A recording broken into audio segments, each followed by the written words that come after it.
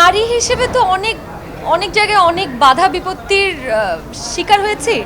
ওইটাই আর কি বলতে চাচ্ছিলাম যে নারী হিসেবে না দেখে যদি শুধু মানুষ হিসেবে ট্রিট করা যেত তাহলে খুব স্বস্তির হতো। মানে শুধু শুধু এই সমাজ কিছু কিছু জায়গায় আমাদেরকে একদমই শুধু নারী হওয়ার কারণে জেন্ডার ডিসক্রিমিনেশনের কারণে কিছু কিছু অসুবিধায় ফেলে। ও আচ্ছা, আমি বলি নিঃশ্বাস যে ওয়েব সিরিজ বা ফিল্ম, এটার জন্য আমাকে বলেছিল সামহাও ওই সময়ে ব্যাটে বলে মেলেনি একদমই। মানে হি ওয়াজ অলসো দেয়ার, একটা ডাক্তারের ক্যারেক্টার ছিল, আমিও ডাক্তার, তো he was looking for me, but somehow মেলেনি। বাট পরে দেখলাম কাজটা খুবই ভালো হচ্ছে, আমার খুব আফসোস হলো যে আমি এটা কেন করলাম না। চমক ফেসবুকে বেশ সরব সামাজিক নানা ইস্যু নিয়ে বিভিন্ন সময় বিভিন্নভাবে দেখা গেছে। রিসেন্ট কিছু ইস্যুতে দেখা গেছে এই কিছুদিন আগে আপনি একটা স্ট্যাটাস দিয়েছেন নারী নিয়ে, এটা আসলে কিসের জন্য ছিল? এটা নিয়ে অনেক কৌতূহল, কবিতার মতো করে বলেছিল নারী হিসেবে তো অনেক অনেক জায়গায় অনেক বাধা বিপত্তির শিকার হয়েছি।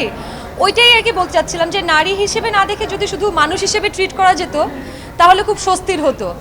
মানে শুধু শুধু এই সমাজ কিছু কিছু জায়গায় আমাদেরকে একদমই শুধু নারী হওয়ার কারণে জেন্ডার ডিসক্রিমিনেশনের কারণে কিছু কিছু অসুবিধায় ফেলে। হ্যাঁ, আমরা বলবো না যে শুধু অসুবিধা পাই, নারী হিসেবে সুবিধাও পাই, বাট এই অসুবিধাগুলো যদি একটু নিউট্রালাইজ করা যায় তাহলে আমাদের জন্য একটু আরাম হয় বাঁচতে। কেন এই স্ট্যাটাসটা, এটা পিছনের গল্পটা কি ছিল? মানে আপনার ব্যক্তিগতভাবে সেটা হয়তো আমার ব্যক্তিগত বিষয় নিয়ে, হয়তো আমি ওইটা এখন ব্যক্তিগত বিষয়টা, একটা খুব আনন্দের দিনে এসেছি, আমি মায়া দেখতে চাই, তো আজকে এটা নিয়ে কথা না বলি। আচ্ছা, আপনার কাজ কি কি আসছিল? কি মানে করছি তো কাজ, খুব বলার মানে বড় কিছু বলার মতো এখনো করছি না, গতানুগতিক যেগুলো করছিলাম সেগুলোই করছি, বাট হ্যাঁ বড় কিছু অপেক্ষা করছি। আপনার নতুন দাম্পত্য জীবন কেমন যাচ্ছে? আলহামদুলিল্লাহ ভালো।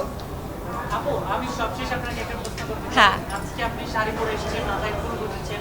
সম্প্রতি একজন অভিনেত্রী এই শাড়িকাণ্ড নিয়ে সাংবাদিকের সঙ্গে একটা বাজে পরিস্থিতি, শিল্পী সাংবাদিকের সম্পর্ক তো আমরা জানি, খুবই খুবই পরিপূরক সম্পর্ক।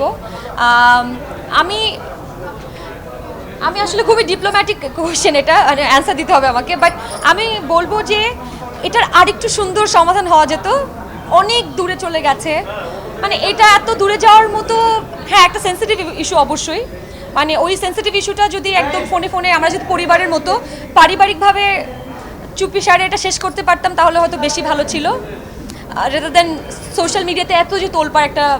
এবং মামুন ভাই আমাদের অনেক সিনিয়র একজন, তার ক্যারিয়ারে এই সময় এসে ক্যারিয়ারে এরকম একটা দাগ লাগায়, এটাও অবশ্যই কাম্য না, এটাও খারাপ লাগে। এই জিনিসটা আসলে আরও একটু সহজ সমাধান হলে ভালো হতো, এটাই আমার বলা।